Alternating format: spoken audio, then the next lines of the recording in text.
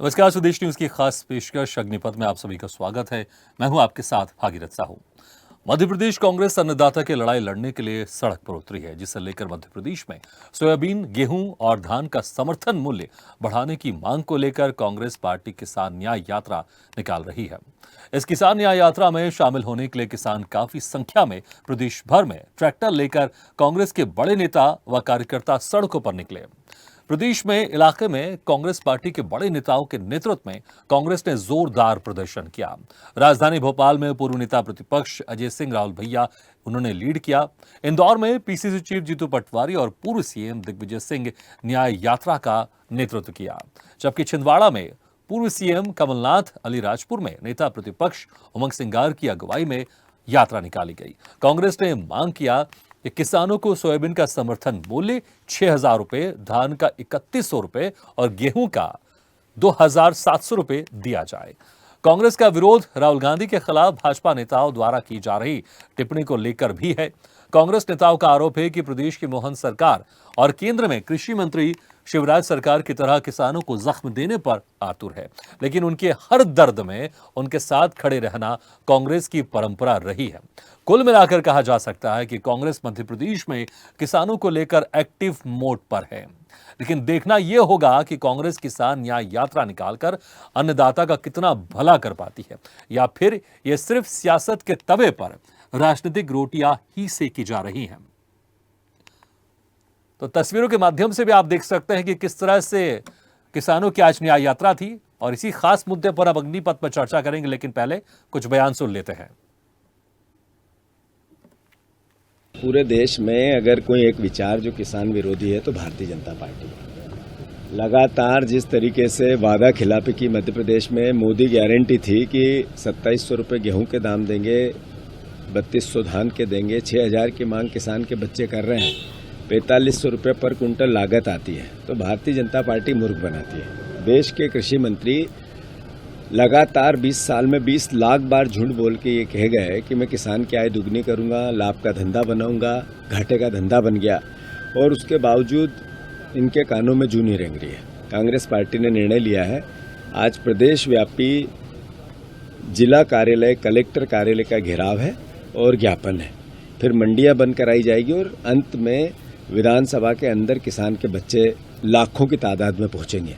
पर इन धोखेबाजों को हम ठीक करेंगे, वादा खिलाफी को सही करेंगे। किसानों के समर्थन मूल्य के लिए जो उन्होंने चुनाव के पहले घोषणा की थी, उसके क्रियान्वयन करने के लिए हम लोग कोई नई बात नहीं कर रहे। जो भारतीय जनता पार्टी के नेताओं ने घोषणा की थी, सिर्फ उसका क्रियान्वयन करा दें, इसके लिए किसान भाई जमीन में सड़क पर उतरे। किसान भाइयों के साथ न्याय नहीं होगा तो कांग्रेस पार्टी हरदम हर समय किसान भाइयों की लड़ाई लड़ती है। कांग्रेस आज किसान न्याय यात्रा निकाल रही है। कांग्रेस को तो वास्तव में माफी यात्रा निकालना चाहिए, क्योंकि वो कांग्रेस जिसने अपने 15 महीने की सरकार में आने के पूर्व मंदसौर की पिपला मंडी में वादा किया था कि हमारी सरकार आएगी तो 10 दिन में किसानों का कर्ज माफ कर देंगे।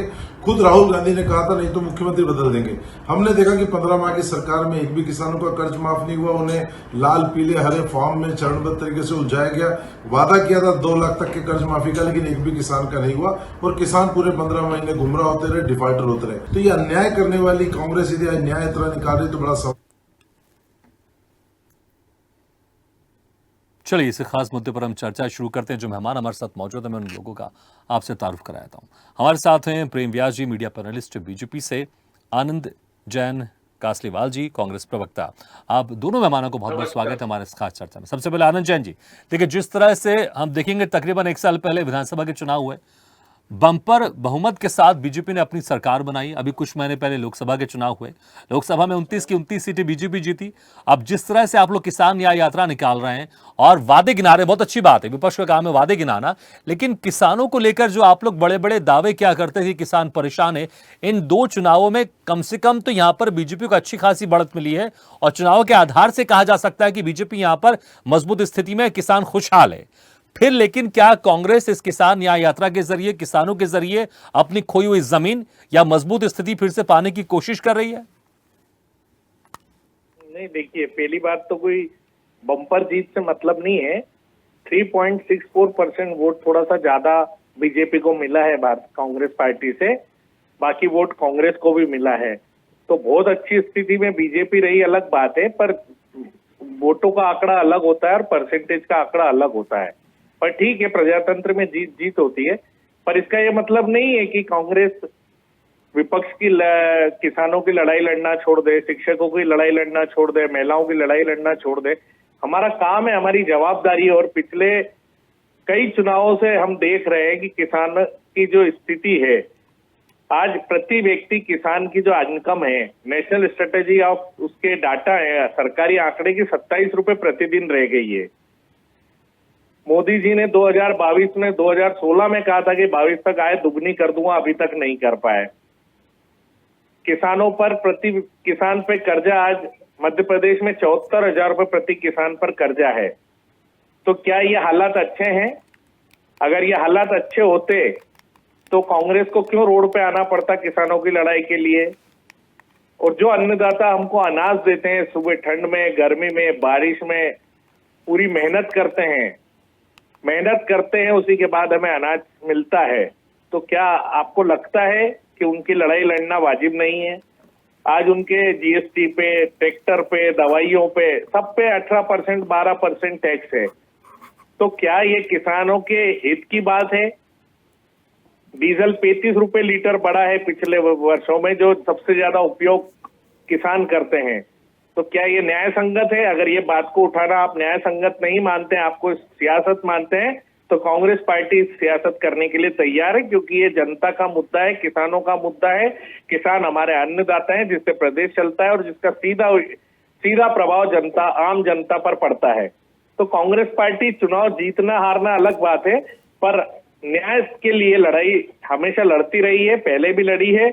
और अभी सलूजा जी ने जो बयान दिया, बड़े शर्म का विषय है कि वो तो उस समय खुद ही प्रवक्ता थे कांग्रेस के, उन्होंने खुद ने ये कहा था, उनके पुराने आप स्टेटमेंट निकाले कि 2 लाख कर्ज किसानों का कर्जा माफ हुआ है। ये विधानसभा में हालांकि सबको पता, प्रवक्ता वही कहते हैं जो पार्टी की लाइन होती है। ठीक है, प्रवक्ता वही कहते हैं जो पार्टी की लाइन होती है, व्यक्तिगत बयान उनका होता है नहीं। ठीक है, लेकिन आप जो न्याय की बात कर रहे थे, ठीक है आनंद जी, जो आप न्याय की बात कर रहे थे उस पर आप बात करते हैं। ठीक है प्रेम व्यास जी, अन्याय हो रहा है किसानों के साथ, इसलिए विपक्ष में कांग्रेस को उतरना पड़ा है किसानों की मांगों को लेकर, और वो वादे याद दिलाए जा रहे हैं जो आप लोग ने चुनाव से पहले किए थे। ठीक है, कांग्रेस मात्र राजनीतिक अस्थिरता लाने के लिए ये कार्य करनी, चाहे वो कोई भी क्षेत्र हो। हर क्षेत्र में उनको जवाब दिया जा चुका है। पिछले विधानसभा सत्र में लगभग 4.5 घंटे चर्चा होना किसी मुद्दे पर, और उसके दिन अगले ही दिन अपना चरित्र प्रदर्शन करना रोड पर। ये कांग्रेस का नीतिक चरित्र है। किसान के साथ में अन्याय, आम कर्मचारियों के साथ में अन्याय, कर्मी कल्चर लेके आता है अन्याय, तो हर तरह का अन्याय कांग्रेस कर रही है। दूसरा, इन्होंने कहा कि बहुत कम वोटों से जीते। मुझे लगता है 1 करोड़ वोट कांग्रेस के लिए बहुत कम होते हैं। 1 करोड़ से ज्यादा वोटों के अंतर से भारतीय जनता पार्टी हाल ही की चुनाव में जीती है। तो मुझे लगता है कांग्रेस के लिए 1 करोड़ वोट मायने नहीं रखता, चूंकि इनके नेता यहाँ पर आकर बोल चुके थे कि 1-2 करोड़ लोग मर भी जाए तो कोई गुरेज नहीं है, लेकिन बीजेपी को वोट नहीं डालना। तो हो सकता है वही लाइन को आदरणीय तासलीवाल जी आगे बढ़ा रहे हैं। दूसरा, इन्होंने कहा कि मध्य प्रदेश में कृषि की स्थिति खराब हो चुकी है। 27 रुपए, आप बताइए, 6,000 रुपए राज्य शासन से मिल रहे हैं, 6,000 रुपए जो है केंद्र के द्वारा आ रहे हैं, 12,000, 1,000 रुपए महीना, मतलब लगभग 30 रुपए के आसपास पड़ता है। 27 रुपए का आंकड़ा कांग्रेस लाई कहाँ से? अगर सिर्फ मात्र उसको भी जोड़ लेंगे तो 30 रुपए क्रॉस करता है, लेकिन यहाँ पर बैठकर छूट प्रदर्शित करना है 27 रुपए। दूसरा, इन्होंने कहा गेहूं को लेकर हमने पूर्व में कहा था, हम जो है 7 लाख हेक्टेयर से आज 46 लाख हेक्टेयर तक गए। 6 से 7 कृषि कर्मंड अवार्ड पिछले कुछ वर्षों में मिले जब कांग्रेस केंद्र में थी तब भी, और कांग्रेस के द्वारा जो स्थापित राष्ट्रपति आदरणीय राष्ट्रपति जी ने जो है तीनों क्षेत्र में, स्वास्थ्य के क्षेत्र में, कृषि के क्षेत्र में बाकायदा तारीफ करती शिवराज सिंह चौहान की मध्य प्रदेश आने के पश्चात। उसके बाद में 42-43% गेहूं उपार्जन के साथ में आज पूरे देश में मध्य प्रदेश फर्स्ट पोजीशन पर है। तो ये हवा में ही हो गया। दूसरा, आपने कहा टैक्स को लेकर, तो कांग्रेस शासित किस राज्य में टैक्स कम कर दिया गया बता दीजिए? केरला, कर्नाटका, हिमाचल में पेट्रोल डीजल के भाव बढ़ा दिए गए। 1500 किसानों ने अपनी मांगों को लेकर 1200 जिसमें से कर्नाटका और केरला में है, और बाकी 300 अन्य जगह से ऑन रिकॉर्ड आत्महत्या कर ली है, लेकिन आप मांगे नहीं मान रहे। एमएसपी को लेकर 2004 और 6 के मध्य में स्वामीनाथन आयोग जी की रिपोर्ट, उसके बाद 2010 में लागू हुई, लेकिन 4 साल तक धक्का बता दिया। उसको नकार दिया। हमने कहा था कि हम एमएसपी लागू करेंगे, निश्चित रूप से लागू करें, लगभग 22 फसलों पर हमने एमएसपी लागू करी है।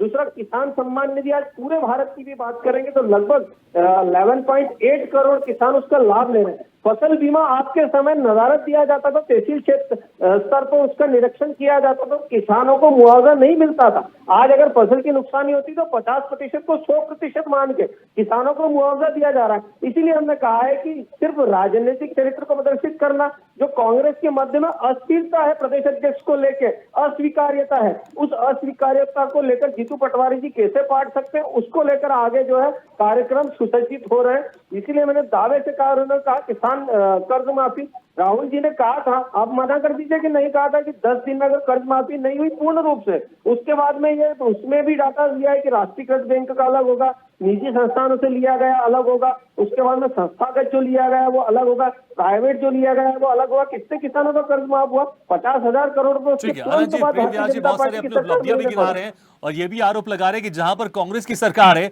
वहां तो बहुत सारी अनियमितता है, किसान नाराज है, लेकिन आप लोग मध्य प्रदेश में किसान न्याय यात्रा निकाल रहे हैं। प्रश्न ये है कि मोदी जी ने कहा था कि नहीं ये दुगनी आय कर देंगे, किसानों की दुगनी आय हुई क्या? अगर ये पूरे देश की बात कर रहे हैं, अभी प्रदेश की बात है, तो क्या मोदी जी ने आय दुगनी कर दी क्या? प्रति व्यक्ति जो मैं आपको आंकड़े बता रहा हूँ ये इनकी सरकार के द्वारा ही दिए गए हैं, हम कोई कांग्रेस घर में से नहीं लिए आंकड़े। 74,000 रुपए प्रति किसान पे कर्जा है, तो ये हमने नहीं कहा है, ये गवर्नमेंट के आंकड़े हैं। 2 लाख किसानों का विधानसभा में मुख्यमंत्री जी ने खुद ने स्वीकार किया था, शिवराज सिंह जी ने, कि कमलनाथ सरकार ने उनका कर्जा माफ हुआ है। तो ये कांग्रेस सरकार के आंकड़े हैं। अब ये सरकार के आंकड़ों को भी अगर झुटला रहे हैं और अगर प्रोडक्शन बढ़ा है तो किसान ने अपनी मेहनत से बढ़ाया है। कांग्रेस ने उसने कहाँ सपोर्ट, बीजेपी ने कहाँ सपोर्ट किया उनको? क्या जीएसटी कम की, क्या डीजल में रेट कम किए? उनको सरकार की तरफ से क्या सुविधा मिली? अरे व्यक्तिगत तौर पे आदमी अगर अपने घर का प्रोडक्शन करके माल बेच रहा है और जो उसकी लागत 3100 रुपए या 3500 रुपए आ रही है, वो सरकार 2700 रुपए में खरीद रही है, तो हम भी तो यही मांग कर रहे हैं कि भाई ये जो लागत है उसको तो आप देखो। आपने खुद ने टैक्स बढ़ा दिया, डीजल की प्राइसेस बढ़ा दी, बिजली के बिल बढ़ा दिए, उसकी लागत बढ़ गई, उसके बाद आप उसको समर्थन मूल्य आप नहीं बढ़ा रहे हैं। लेकिन समर्थन मूल्य की बात करें आनंद जी, पहली बार मध्य प्रदेश में सोयाबीन का एमएसपी में लेकर आई है सरकार यहाँ पर, और बीजेपी इससे बड़ी उपलब्धि बता रही है। एमएसपी की लागत कहाँ है? गेहूं की एमएसपी की जो उन्होंने 2700 रुपए बोली थी वो कहाँ है? धान पे 3100 रुपए कहा था वो कहाँ है? अभी सोयाबीन की लागत ही 6,000 रुपए आ रही है और आप 4,000 रुपए एमएसपी दे रहे हैं, तो सरकार एहसान थोड़ी कर रही है। यही तो लड़ाई है हमारी। आप जाइए ना, किसानों से मिलिए, उनकी जो कॉस्ट है सोयाबीन की आज 4,500 रुपए पड़ रही है और आप 6,000 रुपए पड़ रही है और आप 4,000 रुपए दे रहे हैं। तो कॉस्ट जो पड़ रही है किसानों को, तो उनको नुकसान हो रहा है और उसका जो फासला उसका आप पूरा नहीं कर पा रहे हैं। भले आप सोयाबीन की फसल को आप लेकर आ गए हैं, लेकिन सिर्फ 4,892 रुपए दिए जा रहे हैं, लेकिन 6,000 किसान भी मांग कर रहे हैं। ये आरोप है, बड़ा आरोप है कांग्रेस का। प्रेम व्यास जी जवाब। व्यास जी को ये पूछिए कि ये आंकड़े किसने जारी किए? कांग्रेस सरकार ने नहीं किए, ये सेंट्रल गवर्नमेंट के आंकड़े हैं जो मैं बता रहा हूँ आपको। सुन लिया मैंने, अब मेरी बात सुन लीजिए। देखिए, आपने कहा कि 2 लाख किसानों का कर्ज माफ हुआ, तो मध्य प्रदेश में मात्र 2 लाख किसान थे। दूसरा, डाटा जो प्रसारित किया गया है उसको सार्वजनिक मुझे लगता है भारतीय जनता पार्टी को करना पड़ेगा। किसान को कितना अपनी सरकार की बात कीजिए, वो तो आपने खुद ने स्वीकार किया है विधानसभा में। ठीक है प्रेम व्यास जी, आप जो आरोप लगा रहे हैं, मुझे लगता है अब सरकार बदल गई है। अब आप पुरानी सरकार ने क्या किया इसकी बात करेंगे, मुझे लगता है शायद वो जनता भी इसको हजम नहीं करेगी। अभी की बात कीजिए, जो आप लोग ने वादा किया था कि यहाँ पर धान पर, गेहूं पर जो आप लोग एमएसपी देंगे, वो यहां पर पूरे नहीं हो पा रही है, और कांग्रेस के नेता यही कह रहे हैं कि यही वादा जो आप लोग ने किया था हम उसको याद दिला रहे हैं। भागीरथ जी, मैं सिर्फ इनके जवाब दे रहा था, मैं अभी पुरानी बातों में जाना नहीं चाहता, क्योंकि इन्होंने कहा 2 लाख किसान आंकड़ा दिया था, मैं उस आंकड़े का जवाब दे रहा था। दूसरा, इनके 2-3 प्रश्नों के जवाब दे तो फिर मैं आपकी बात पे आ जाता हूँ। इन्होंने कहा कि जो है जो किसान ने अपनी मेहनत से कृषि कर्मंड अवार्ड या 42-43 तक प्रतिशत पहुंचाने का कार्य, निश्चित रूप से आपके समय बिजली दिग्विजय सिंह साहब के शासन में बिजली आती नहीं थी, सड़कों की परिस्थिति क्या थी, उस समय पे हमने बिजली भी दी खेतों में 10-10 घंटे, और उसके बाद में पर्याप्त उनको जो है इरिगेशन के लिए पानी भी दिया, तब जाके ये परिस्थिति बनी कि आज 42-43% के साथ में मध्य प्रदेश फर्स्ट पोजीशन पर है। ये एक दिन में नहीं होता, निश्चित रूप से इसके लिए बृहद योजना लागू की गई। दूसरा आपने कहा मूल्यांकन, निश्चित रूप से मूल्यांकन समिति तय करती है। 42 हमने जो रेट तय करा है सोयाबीन के, उसके ऊपर भी फसल बिकी है, लगभग 7 से 8 हजार में भी बिकी और 4 हजार में भी बिकी है। जो मिनिमम प्राइस सपोर्ट प्राइस होता है किसान को, निश्चित रूप से वो दिया जा रहा है। दूसरा हमने कहा था गेहूं पे 1400 रुपए से हम 2275 तक लेकर आ चुके हैं। हमने कहा धीरे धीरे हम बढ़ाएंगे, निश्चित रूप से बढ़ाएंगे। इसीलिए मैंने हिमाचल की बात करी कि वहां पर तो किसानों की, आपने कहा था कि किसानों की उपज का मूल्य खुद किसान तय करेगा, वहां ये परिस्थिति 3-3 बार डीजल बढ़ा दिया, लेकिन किसानों की उपज के मूल्य तय नहीं किए गए अभी तक। दूसरा हमने जो का कहा था, निश्चित रूप से 1400 रुपए था, हम 1850 रुपए उसका कर चुके हैं। हमने चने का कहा था कि 3100 रुपए, हम उसका 5400 रुपए कर चुके हैं। हमने मसूर का कहा था 2950, हम 6450 रुपए कर चुके हैं। कुसुम हमने 3000 कहा था, हम लगभग उसका 5800 रुपए कर चुके हैं। इसीलिए हमने कहा था कि किसानों और हमारे मध्य में जो एक तो धान में 3100 और गेहूं में 2700 कब तक होगा? क्या 5 साल का इंतजार करना पड़ेगा किसानों को? नहीं, 1400 रुपए से भागीरथ जी 2275 आया। अभी हमने कहा था सोयाबीन को लेकर तुरंत घोषणा करी, और अभी यूरिया जो खादों की बात कही जा रही, तो उसको भी मैं स्पष्ट कर देता हूं आपके माध्यम से, चूंकि पूरे प्रदेश में प्रसारित होता है बात। 2366 रुपए यूरिया का रेट है, 239 रुपए में हम देने का कार्य कर रहे किसानों को। डीपीए का रेट 2300 से 2600 के मध्य में, एक बार रेट देख लें, उसको हम आधे रेट में 1200 में दे रहे हैं। नीम कोटेड यूरिया आज अंतर्राष्ट्रीय बाजार में 3000 रुपए है। आज हम उसको किसानों को जो है आज लागत मूल्य पर देने का कार्य कर रहे हैं। तो निश्चित रूप से 123 एग्रो क्लाइमेटिक जोन से पूरे भारत में, ठीक है। आनंद जी, प्रेम जी कह रहे हैं कि हम धीरे धीरे जो वादे किए उसको हम पूरा कर रहे हैं, लेकिन अभी इस वक्त न्याय यात्रा निकालना है, एक ऐसा माहौल बनाना है। क्या हरियाणा में जो चुनाव हो रहे हैं या महाराष्ट्र में जो होने वाले हैं या झारखंड में जो हैं, उसको लेकर एक माहौल बनाने की कोशिश की जा रही है कि बीजेपी किसान विरोधी है? नहीं, हम किसान विरोध, हम तो मध्य प्रदेश की बात कर रहे हैं। जीतू पटवारी जी मध्य प्रदेश के, हमारे मध्य प्रदेश के अध्यक्ष हैं। मैं खुद मध्य प्रदेश से आता हूं, तो अभी तो हम वर्तमान में मध्य प्रदेश की बात कर रहे हैं ना। हम हिमाचल की और उस बात को थोड़ी कर रहे हैं। हमने कब कहा? हम तो ये बोल रहे हैं कि आप करेंगे, आप चुनाव जिस मुद्दों पे जीते, आपने कहा था महिलाओं को हम 3000 रुपए चुनाव जीतते ही करेंगे, ये शिवराज सिंह जी की क्लिपिंग है। 2700 रुपए गेहूं का धान हम समर्थन मूल्य कर देंगे, शिवराज जी ने कमिट किया आपके घोषणा पत्र में। 3100 रुपए धान का हम कर दिया है, करेंगे। तो करेंगे कब? आने वाले 5 साल में करेंगे। मतलब आपने वादा झूठा किया था ना, आपने कहा था चुनाव जीतते ही हम करेंगे, 3000 रुपए महिलाओं को देंगे, शिक्षकों का नियमितीकरण करेंगे। तो ना आप आनंद जी, प्रेम जी कह रहे हैं झूठ बोल रहे हैं आप। किसानों के हुए, युवाओं के नहीं हुए, तो आप भारतीय जनता पार्टी एक झूठ का पुलिंदा है, झूठों के बादशाह है और घोषणावीर है। ये चुनाव जीतना अलग बात है, पर घोषणाओं करके चुनाव भी जीते हैं जनता के लिए। न तो ये जब अन्नदाता के नहीं हो सकते, महिलाओं के नहीं हो सकते, युवाओं के नहीं हो सकते, तो ये किसके होंगे? इसका जवाब दीजिए आप। अतिथि शिक्षक का नियमितीकरण आपके घोषणा पत्र में था, समर्थन मूल्य आपके घोषणा पत्र में था कि शिवराज जी मामा जीतते ही कर देंगे, जीतते ही कर देंगे। बताओ, आपको वीडियो क्लिपिंग भेजूं आपको? प्रेम जी जवाब। 3000 रुपए देंगे महिलाओं को, मीडिया ने बताया हमको। मुख्यमंत्री, पूर्व मुख्यमंत्री शिवराज सिंह चौहान का वीडियो एक बार देख लीजिए, झूठ प्रसारित मत करिए। उन्होंने कहा था समय अनुसार हम बढ़ाएंगे, और निश्चित रूप से समय झूठ बोल रहे हैं, आप झूठ बोल रहे हैं। आप फिर देखिए घोषणा पत्र में आपके राइटिंग में दिया आपने, में किसानों का संपूर्ण कर दिया जाएगा। शिवराज जी ने गिर पड़ के महिलाओं के पैर छू के कहा है कि मैं चुनाव जीतूंगा, बहनों 3000 दूंगा, समर्थन मूल्य दूंगा। बात हिमाचल प्रदेश में करी थी, झूठ कहा था।